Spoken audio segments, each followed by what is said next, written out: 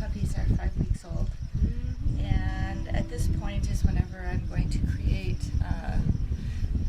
a feeling with them for being at the vet. It's called a vet check. We check their ears, their paws, their eyes, their teeth, and we'll also do a little bit of brushing.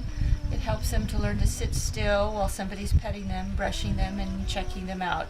Your vet will appreciate it, and your groomer will appreciate it.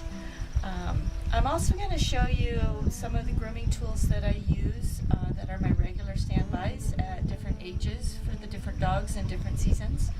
And I'll show you a few of my favorite little books that are filled with information that I think you'll be able to glean something from each one of the books that I share with you. This is my little doggy push cart. It opens up and it's really nice whenever you have the little puppies and you want to go out and exercise, but you don't want their feet to touch the ground quite yet because they're not up to date on their vaccines. Anyway, this is a really nice cart. It would fit up to, I would say, a 4-month-old Newfoundland puppy. I could put probably 4. It would be squishy, but I could put 4 of the puppies in right now and they would enjoy a hike. 3 would probably be ideal for hiking, so I'd be doing like 3 different hikes if I took them with me. But for having for your own dog, a sick dog, a dog that you don't want their feet on the ground or that you want them protected from the sun, this is a really great cart. I just loved it. I think I got it off of Amazon for like $150. I'm not sure. To me, it was totally worth it because when you want to go somewhere with your puppy and you can't because he's too little, it's really nice to have that. Anyway, I'm going to take you over and show you my tools and my books. And first I want to talk about collars. I really like a slip collar and I like a round collar. They don't get near as tangled up in the fur of a long-coated dog. I liked this one. It was one that I think I ordered from England. They don't make a lot of round looped ones around here, and this one just goes all the way through, and then this hooks here is a leash. It's smooth, it's quiet. I like it for a dog that has some obedience underneath them. The belt can actually unbuckle here and come out of the loop so that you could put it around them if you would like. This is the one that I highly recommend right now for your puppy. I got this at Petco. It has a quick release right here, which I really like. They have red and gray. Those are the only 2 they have. This is called a martingale, and I like it because of this chain here. It makes a little sound whenever you pull on it, and so if this is hooked to the leash and you're doing a correction, the sound itself will be heard by the dog, and a lot of times they'll respond to that sound before it ever gets tight on their neck. And you will fit it to where a couple fingers can fit into the collar comfortably, so that it has some room to actually offer a correction with this. Anyway, I love this. Again, it's called a martingale. It's what I recommend for your puppies initially, and I love the red ones. Anyway, they're at PetSmart or Petco, I believe. And if you want to pick one up for your puppy, you can go ahead and do that. If you want to wait and take your dog to the class, that's fine too. Alright, you're going to need some nail trimmers. This is an old one, and it did have a guard right here, and it has since come off. It was really nice with the guard because you just slide it up in and you give a cut, and it's pretty efficient.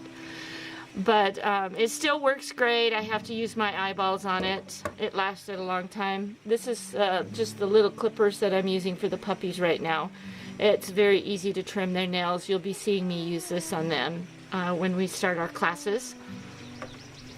This is the standard comb I use. I just absolutely adore this comb. It is got some larger space tines here and thinner space tines here, and I just really love it. This is what I use all the time on my dogs. Like every day you will pull the hair aside and then you will comb down and just slowly work your way up the back, the arms, whatever. I use this all the time. It's inexpensive. It's wonderful. I think I have about 3 of them just so I have them in different locations and areas. This is another one that I like to use. It's called a poodle comb. It'd be nice if you could find tines even longer than this, but this is a real beauty, and I like to use these whenever they have long hair in the spring and it's been or is being brushed out. And this goes through very easy. It gets out stickers, little hound's tongue stickers very easily. It works on the burdock burrs as well. I like it. It's a good all-around coat. It'll tell you if there's a mat there, and then you could work it out. I use just a standard pair of scissors. This, I think, is a Kenichi. Oh, it's a scorpion. These were the expensive ones. They were in a scorpion, and they were like really close to 100 or over $100 for these. I really like them though.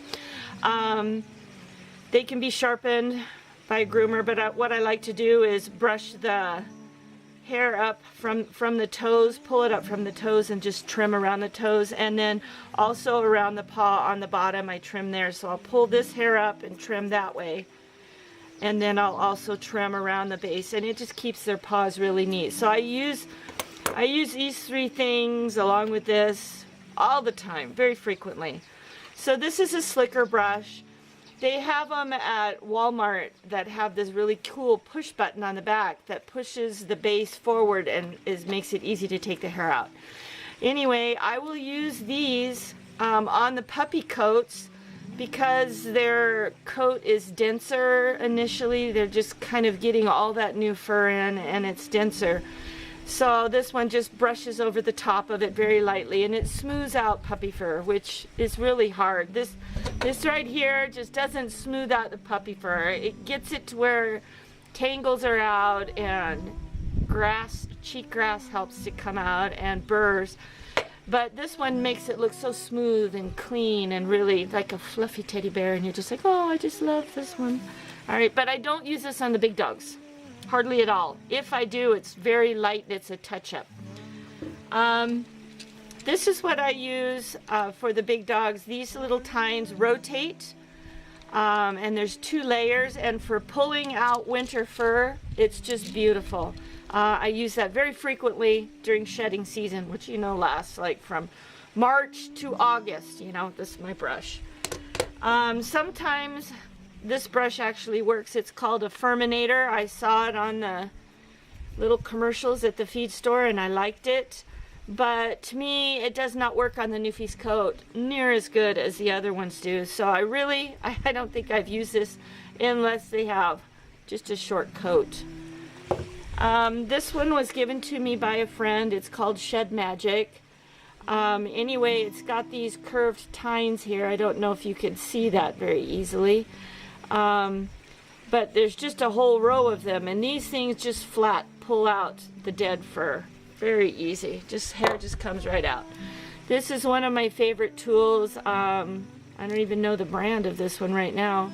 Anyway, it too has these little spikes on it to where you can actually, there's a good view, you can actually see how it hooks in and grabs the fur. This right here is a blade type area. It will cut through mats. I just call it my mat cutter brush. It's essential. This is really good for behind the ears whenever you're working out knots on the hindquarters. These are just great, even the elbows. I also use this ear cleanser from my vet. Recently, Molly and I have found a recipe for one using oils, calendula oil, and a few other ingredients at home, and we really like it, so we're probably going to shift to our own homemade. But I like to check the dog's ears. To me, the Newfoundland will have, at the worst, will end up with a yeast infection in their ear if they're eating something that disagrees with them. Frequently, that is a grain in their dog food.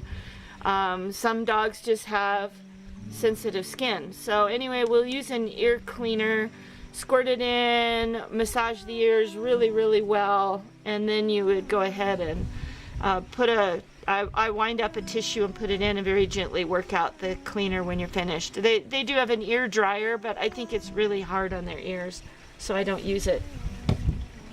For books, this one is a new one that I have. I really like it. It's called Decoding Your Dog.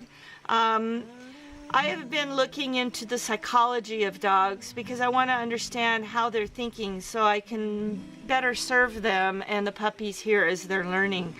This one is put together by the American College of Veterinary Behaviorists.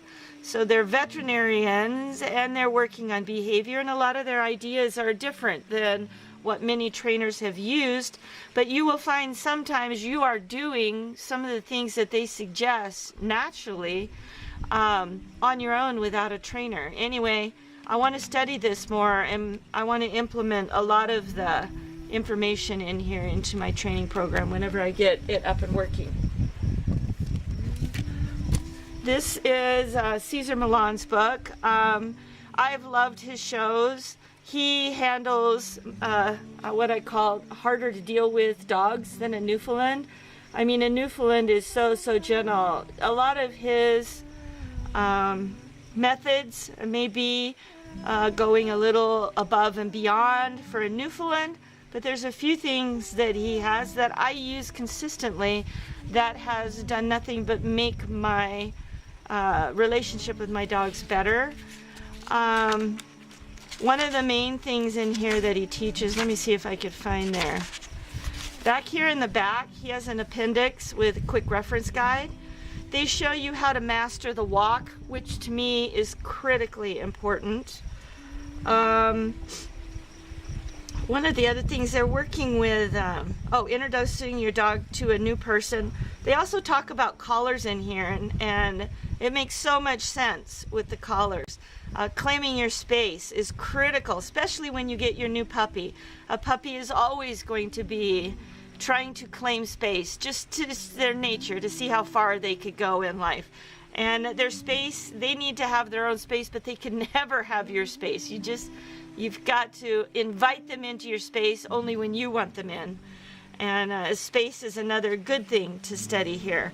Anyway, there's a bunch of wonderful things that they have in here. He talks about his grandfather's tool, the best tool in the world, and it's just good. It's a good story. This is a lady that has put together 3 or 4 different books. Her name is Judy Adler, and I believe, unless you're lucky as a dog to find this at a thrift store, which is few far between, and I never have yet, you'll need to order them from her, Judy Adler. If you type her name in online, you should come up with her books. This one's called The Newfoundland Puppy, Early Care and Early Training. And it's really good. It's simple. The format is simple to use. She touches a little bit on water training, carting, sledding, backpacking, house training, just a little bit of everything. And I have very much enjoyed going through this. I have not read it all the way, but she covers so much of the things that you need to learn. Here is what I was talking about with the foot trimming. I use this all the time with the scissors. So anyway, she has very similar grooming tools as I have. So this might be a book that would be worth investing in. I'm not sure exactly what the price is on it. It might be around $40, but you have everything is just consolidated about Newfoundlands only. Yeah, you can't go a whole lot wrong with this. This edition was 2001. Anyway, those 3 books are a good start. I have a few others that I'll be sharing with you. I have them up at the house right now. I'm looking at them. I always go over my puppy books whenever I have another litter. It refreshes the mind and reminds me of things that I need to tell you about. Anyway, I hope that you've enjoyed learning a little bit more about the boring part, the tools and everything behind taking care of your Newfie. To be honest, if you've got the right tools, the job is so much easier. So, we're going to start doing the puppies today. Vet training. Yay! We'll see you